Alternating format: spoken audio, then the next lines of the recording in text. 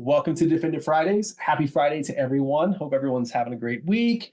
We've got a phenomenal guest for today, but before I introduce him, a quick recap, right? What are we doing here? What's Defender Fridays all about? For anybody that's new here, I know we got a couple of new faces. So folks, Defender Fridays is a very casual, very similar to a fireside chat you'd have at a conference where we're bringing together just defensive-minded folks, right? Whether you're, a veteran practitioner, you've been in the field for a decade, or you're just getting started and learning the ropes and just want to, pick up new tricks, new ideas, new concepts, and just otherwise brainstorm with folks with similar problems to solve.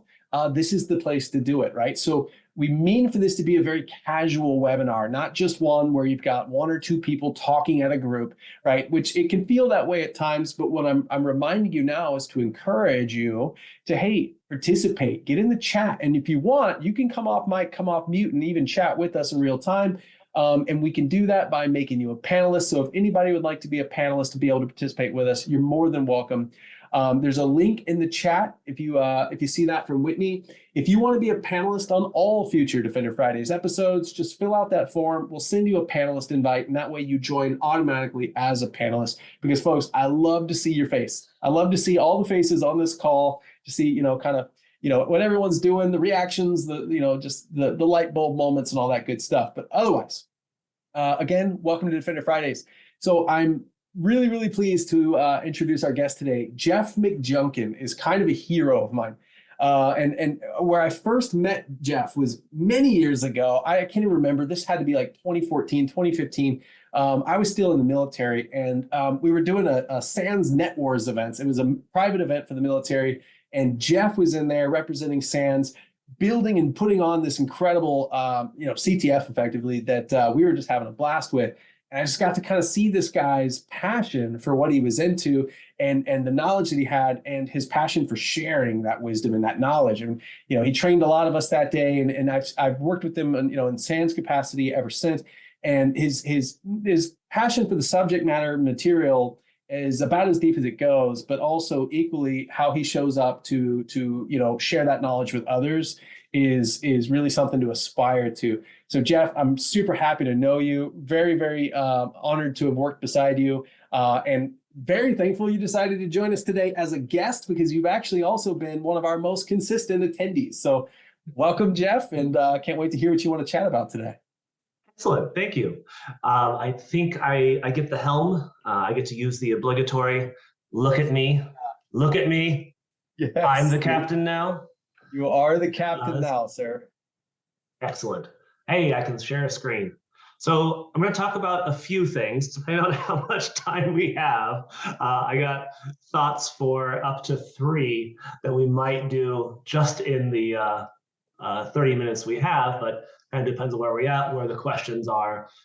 One thing I want to start off with is just a discussion of no matter the AV, no matter the EDR, far too often defenders rely solely upon, I'm saying this on the Lima Charlie webcast, but far too often organizations depend on which vendor do they hitch their wagon to, and if it's not an alert in that platform, then it doesn't exist. I have said for a long time now that my favorite EDR by a significant margin is Sysmon. And for the most part, it doesn't have an R, right? It's endpoint detection and local Windows event logging. So centralizing that is a thing that you need to do. Look, there's a lot you can do with just Windows event logging, and not everything's enabled by default. Shout out to, Eric, the Hayabusa? Yeah, that's the one. Oh, yeah. Rust-based tool for using Sigma style analysis against Windows event logs. You can absolutely export them from individual machines and use something like Hayabusa. Let's see if I can get chat shared. There we go. Hayabusa is awesome, but that's not what I'm talking about right now, because there's a lot of logs that are not enabled by default. And honestly, adding even that additional default logging, built-in logs, is something that you need to do, right? The enables Windows log settings, look, there's many other takes for this, and that's fine, but there was a few tweets before about Swift on security saying, Hey, you know what doesn't fail? Group policy and batch files. I'm not saying actual literal batch files, but I am saying group policy as a Windows admin is the second best tool you have, with the sole exception of number one being your human brain. For the on-prem devices, it is your most reliable tool. If Active Directory is working, then group policy is working. That's about it. So I'm a big fan of logging made easy because it does in fact try to give you a biased opinion about how to set up sysmon, how to set up Windows Event Forwarding. And from that Windows Event Forwarder, here, let's, oh, I forget, you see me drawing on the screen, right? Yeah. Okay, good. Okay, so I'm a big fan of sysmon with all of your individual devices. You point at one Windows Event Forwarder. And look, if you use something else, you hitch your cart to, I don't know, Signet or Lima Charlie or some other platform as well, that's fine. But also have sysmon. You need it for those retroactive hunts. You need it to not entirely be dependent upon one vendor, though I will shout out that Lima Charlie is much better than most of. You can grab whatever you want. And then from that one Windows Event Forwarding server, which is just any Windows server, technically doesn't even have to be domain joined. You forward from there using WinLogBeat or other software to an ELK server. Good news, I'm not saying it's Linux, you can figure it out. Logging made easy makes it really easy, as the name implies. Like, oh, you install Docker on a Linux box and we'll take it from there. Oh, like you just plug in the name of your Windows Event Forwarder server to a group policy that they give you, and then you plug in the name or IP of your ELK server into the Windows Event Forwarder server, and now you have centralized logging using sysmon and good logging that makes it to an ELK server with a whole bunch of dashboards built in. Even for ongoing operational needs, this is a huge win. So I'm a huge fan of logging made easy to get things started. There's a couple of resources here. Most recently, I did this 2 weeks ago at a friend's organization, and it really is surprisingly easy. Sorry, Eric, I'm not looking up at the camera, so I'm not seeing you try to talk yet. Go ahead. You're good. No, I was just going to say, I just wanted to reemphasize something that Olaf Hartong shared last week. It perfectly segues into what you're saying. And the reason why this log hygiene is so important is it doesn't matter what tooling you decide to use or what scene you have deployed. If you're not thinking about the foundation of it, what log sources do I have enabled? Do I have the audit policies tuned to the best practice? And for some reason, just knowing that Microsoft's default logging policy is not even in line with their own best practices, right? So this is really great stuff to remind folks.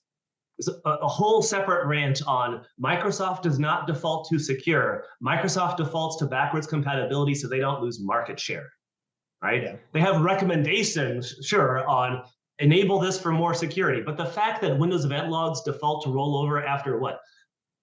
10 megabytes or something stupid in the year of terabyte hard drives on random clients. So yes, I'm a huge fan of a biased starting point of it's really, really easy to, hey, out of the box, Windows default audit settings, you get very few, 10, 20% of Sigma rules have sufficient stuff to trigger was just out of the box.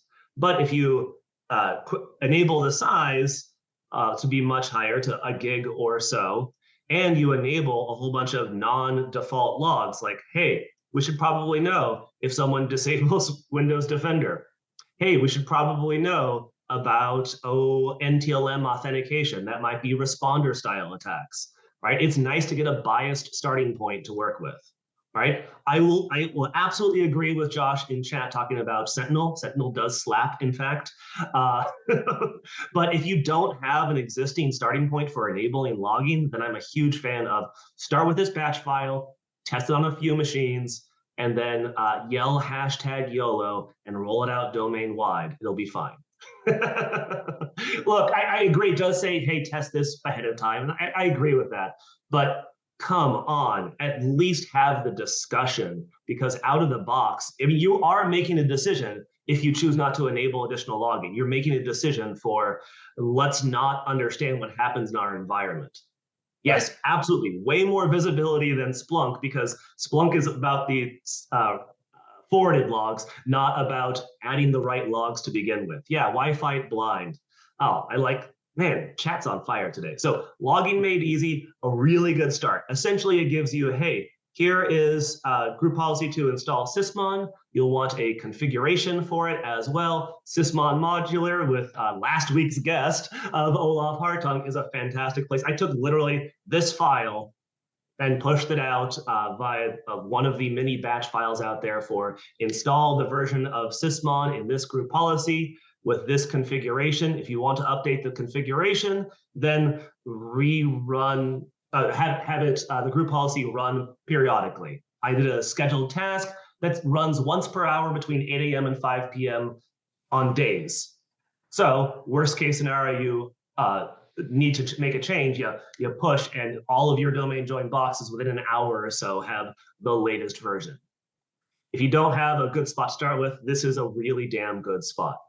But wait, there's more. Before I move on, I really want to talk smart cards. I really want to talk YubiKeys. I really want to talk out of the box.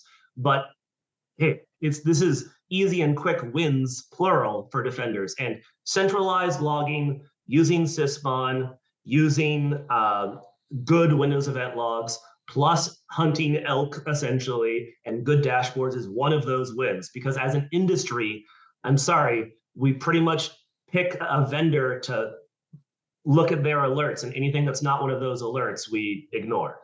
Raw network traffic is a whole other discussion, but Sysmon gets so much out of the box. When you think of all of these new attacks that come out, people say, well, it's kind of hard, but you could enable this logging with Sysmon. I'm sorry, Sysmon is the go-to standard of how to add a detective control for a thing in Windows. It's nice to have that as well, as opposed to just, my EDR vendor doesn't have it, I guess we'll never know, right? Don't fight blind. Jeff, you always have some wise insights on things like this. I want to ask you a very philosophical question. Why doesn't Microsoft just go ahead and start bundling the operating system with Sysmon? It's, you know what I mean? They really should. It should have some enabled biased logs by default. And to be fair, a very few folk over at Microsoft are fighting the good fight.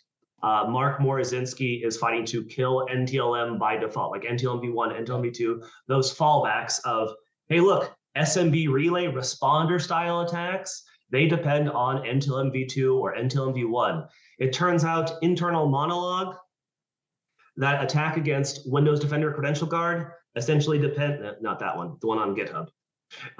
It depends on falling back to NTLM v1, NTLM v2.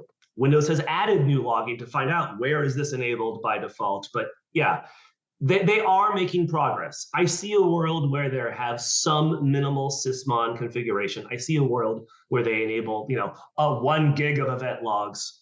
But that's so rare, though. It's so rare. I feel like I've been evangelizing Sysmon since 2015, and obviously I'm one person. I know, but folks like you have as well. And it's like I don't know that the people that need to hear that are hearing it, right? Because we're in our echo chamber too often, and it's like I wish Microsoft would maybe at least just push out some awareness around it. Like, hey, this isn't default. It's not part of the OS. Maybe it should be, but here's some quick, easy steps to deploy it. And then to your point, choosing one of the amazing configs that exists, pulling it down. There's no reason not to. And I love what you said. Shout out, Ken posted inside of chat, like, hey, Elk server is hard. Do you want me to install Elasticsearch, install Logstashes, install Kibana, figure it out, set up my manual dashboard, start off with the basics? No, I want you to install Docker on a Linux box. If you like typing apt or typing yum, I don't really care. Red Hat versus Fedora versus Ubuntu versus Debian, apt is better.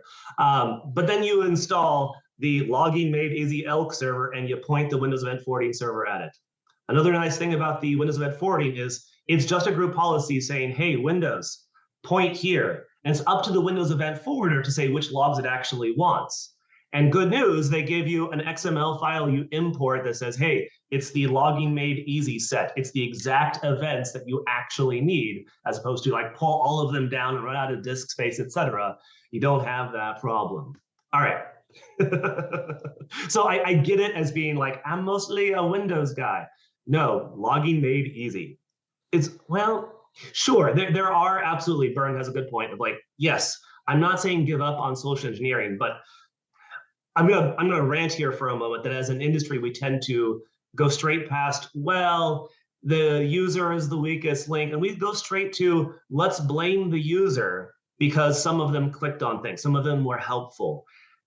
No, we you can't solve that your employees are helpful people who want to help others, especially those they believe are other employees. That is not a problem to be solved. That's a good thing for you as a company that your employees want to help each other. That's not a problem to solve. That's a design constraint of having employees that are human. Oh, yeah, with loggy to sim and such. But sorry, Bernie, you didn't actually make that argument, but I fought it down anyway. But Byrne, you make a good point though, still that like we should seek to an ideal state of automation of things like, escalations, notifications, deconflictions and things like that. But I think part of what Jeff was saying, I want to kind of run with for a second. We should never let, don't let perfect be the enemy of good, right? Or isn't that what they say? Like perfect is the enemy of good. And there's so many orgs that are at a state of disarray. Like they've got no logging, no good telemetry generation, none of that good stuff. And it's like they're a long ways off from getting to a state of SOAR, right? They're a long ways off from like automatically notifying users of impossible travel and all that good stuff. So how can we get to a state of good enough for now as we continue to evolve? And I love that, CISA is a government organization, right? That CISA is putting out this kind of thing to help kind of raise the bar a little bit for the folks that have been left behind by the industry. It's really what it is so step by step. You click on the chapter by chapter, and they really have like download this release, import from group policy. It guides you like, no. I don't just say start up group policy management console. No, Windows key R gpmc.msc all the way through from start to finish. Here's how to import the settings. It's not pointing you to clicky start to finish. It's pointing you. It's telling you, hey, if we can skip a whole bunch of steps of having you import a pre-existing group policy, we'll do that. If you go later to chapter 2, they have, hey, with Sysmon, you can use group policy, you can use SCCM, you can use Intune, that's fine. Here's how to install Sysmon, here's how to install the check, here's Olaf Hartong's modular Sysmon or Swift on security setup. Swift on security did a great one, but Olaf's is better to start off with.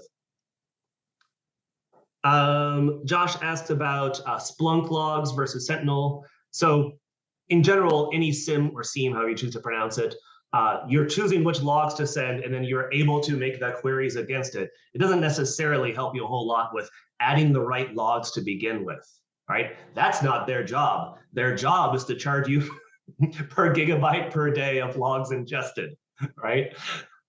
So we're at 12 minutes remaining. I want to be respectful of time. So another shout out for logging made easy here. But seriously, go to the chapters. It walks you through step by step. Please don't be afraid of this. Start with a lab environment. bit.ly/kickasslab is my biased opinion as to where to start. George, the link is already in the chat further up for logging made easy. I'm also a huge fan for learning offensive Active Directory pieces, the game of Active Directory, if you want to go through in a lab environment and have your own domain. If you want more on the defensive side, there is, of course, the classic detection lab, which, though no longer maintained as of fairly recent, that still works just fine and sets up your domain environment to give you to get a good start with. But wait, there's more. I really want to talk about YubiKeys a bit. I was amazed. Go ahead. No, I'm just saying, yes, I want to hear about YubiKeys a bit. Okay. Don't do something that requires replacing the logon, Gina. No. You have tied yourself to that one vendor forever, and you're going to be in a bad place. The fact that there are some built-in smart cards that are that work by default with Windows is the way, right? The fact that users are a crappy source of entropy, and there's a whole other presentation on that topic.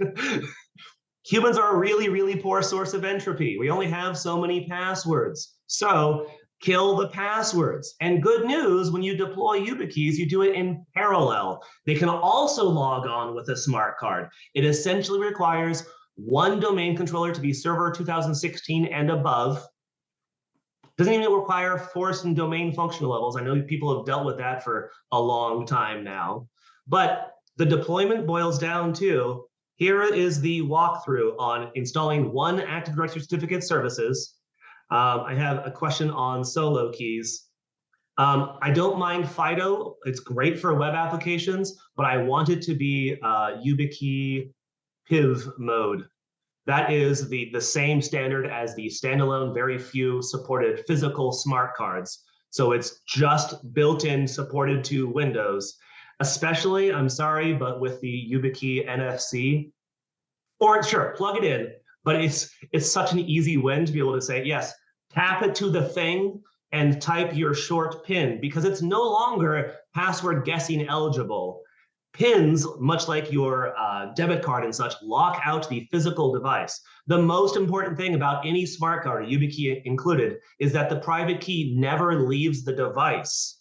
It signs operations when you authenticate it to it using a PIN, but that smart card device doesn't, the private key does not leave the device. That's a huge win. So you can do the 6-digit PINs and such. Go ahead. Jeff, I'm curious though. I'm a huge fan of the newer kind of implementation of passkeys, right? Like especially with integration into like Windows Hello or password manager like 1Password, right? Like it's the same effectiveness of that FIDO hardware token, but now I don't have a separate device. I don't have a separate token to carry around. I'm really digging the passkey. What are your thoughts on that? I completely agree for web things. I'm saying in your on-prem world, it is a problem that by the time an attacker gets a first internal IP, by the first time they have line of sight to a domain controller, they can get list of usernames and start password guessing. And my usual bet is in the first 10 guesses, I'll get between 0.5% and 1% of user accounts with variations of company name, variations of welcome, variations of password, and variations of season and year. That's a problem. That's a problem you can fix by having something like YubiKeys. And don't get me wrong, passkey as well, absolutely. FIDO2, U2F, yes, preach. But don't let perfection in the pure Entra ID world when we get rid of on-prem. You're not going to get rid of on-prem. I'm sorry, Active Directory Domain Services is legacy in the same sense as IPv4. We're going to get rid of Active Directory Domain Services about the same time you get rid of IPv4 on the way to being solely IPv6, right? Indeed. Oh, you're going to have it for a long time. And so it's going to be renamed 12 more times in that period. Yes. Well, Entra ID. I'm sorry. Microsoft Defender for Entra. I'm sorry. Active Directory Entra ID services, wherever they call it. Defender directory. So the good news, seriously with YubiKey, it is super easy. And we have just a couple of minutes left. We're getting close to the top of the hour. A couple of things I want to mention for deployment. Because look, they do have an MSI to deploy to get like some of the additional login functionality. And it's so simple, right? A group policy saying YubiKey MSI 32-bit. All right, there's a new group policy. Group policies, if they're not linked, do nothing. I'm not saying YOLO, link it to the entire domain, but normally that's how you would do something if you want to deploy it to the entire domain. Currently, it has no settings. However, this would also affect 64-bit systems and vice versa. This is why I want to bring up WMI filters. By default, if a group policy matches the OU and it's not security filtered, it'll apply to that entire computer, that entire user. But WMI filters give you some flexibility. For example, only target Windows 7-ish builds, or only do non-domain controllers, Windows servers, Windows clients. So a couple of links I want to share for that one. And also just be able to point to, hey, look, 32-bit operating systems, they will get the MSI for 32-bit. And it's really easy to go into computer configuration, Windows settings, and either do a startup script or a software installation and point to an MSI file, right? If you want to, labs.roguevalleyinfosec, your domain name /sysvol. oops, fine. Localhost slash sysvol. I have some typo in there, that's fine. And in the policies area, there's going to be one for your newly created group policy. That's where I tend to like putting your MSI and then link to it, because it exists wherever Active Directory works. It's reliable. I've seen far too many vulnerabilities, frankly, of unconditionally install this MSI, says the group policy, and it turns out anybody can edit that MSI, right? Exactly. If you want to go further on this, you can audit your own group policies. Grouper is wonderful for that. We're at T-5, so I'll add some Slack for questions first. I dig it. I'm just trying to keep up with all the links. That's a lot of resources. Grouper, what's Grouper do? Grouper audits your group policy to find out what problems there are. For example, there's a group policy saying unconditionally install this MSI, and it's at a path that everyone can edit. Or the good old classic MS14068.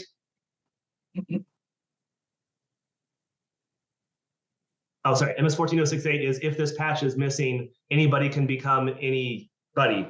Domain users can become domain admins. It's the group policy preferences patch that you could have password MS14025, sorry. MS14025 was the patch that stopped you from being able to put effectively plain text passwords inside of group policies.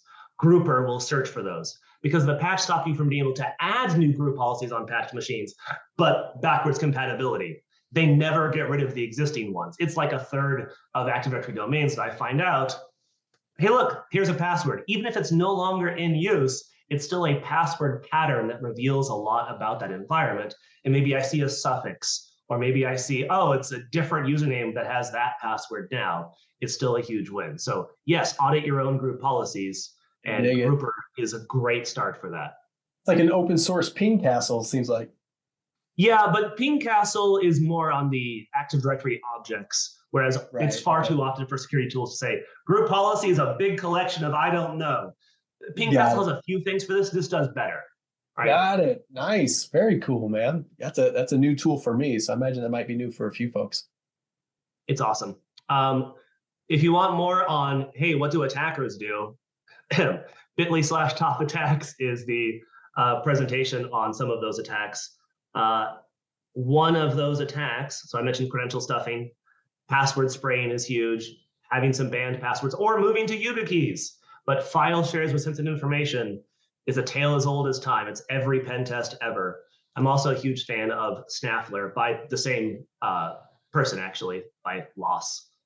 Snaffler searches through all domain computers for all domain shares, and then searches for a whole bunch of patterns that are bad, like lsas.dmp pre-existing, or a PowerShell script with embedded credentials, or a batch file, net use with a hard-coded password and some logon script that's not even used anymore, but those credentials still work.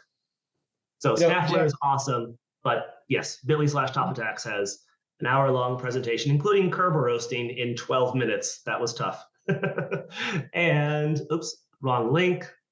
As all my presentations do, on the questions slide is the recording of the last time I presented it. We're at T-2 minutes. I'll give a moment for breath. Crushing it, man. Yeah, when you said you were going to come on and share some quick wins for defenders, I think you might have over-delivered a little bit, Jeff, and that's great. Sorry, I got really excited about logging made easy and YubiKeys. It's incredible, and don't worry, folks. I've grabbed every one of his links. That's going into Slack, so don't worry about frantically trying to copy all those down. I've got that covered for you, folks. So make sure you join our Slack. slack.lumatronic.io. Join us in the Defender Fridays channel where we can keep the conversation going. Jeff is in there, so you can ping Jeff and ask him, hey, man, dive into this some more. As you can see here, Jeff's obviously presented a lot on these types of topics. The guy's knowledge is incredibly deep. And if you don't know, so Jeff is also the founder of Rogue Valley InfoSec. So if you want to bring Jeff on for some consulting to help your organization out, definitely check him out. I've got that link in this collection I'm about to drop in Slack as well. You can bring Jeff in to help out, level up your security posture. Jeff, thank you so much, man. It's always an honor and a pleasure to be able to chat with you. Hope you have an awesome teach this week. And let's see, doesn't look like we get any more questions in Slack. So I guess we'll wrap this one up. Everyone have a fantastic rest of your Friday, an awesome weekend, and we'll see you all same time, same place next week. See you in Slack. Take care, everyone. Goodbye, friends. Thanks for letting me join.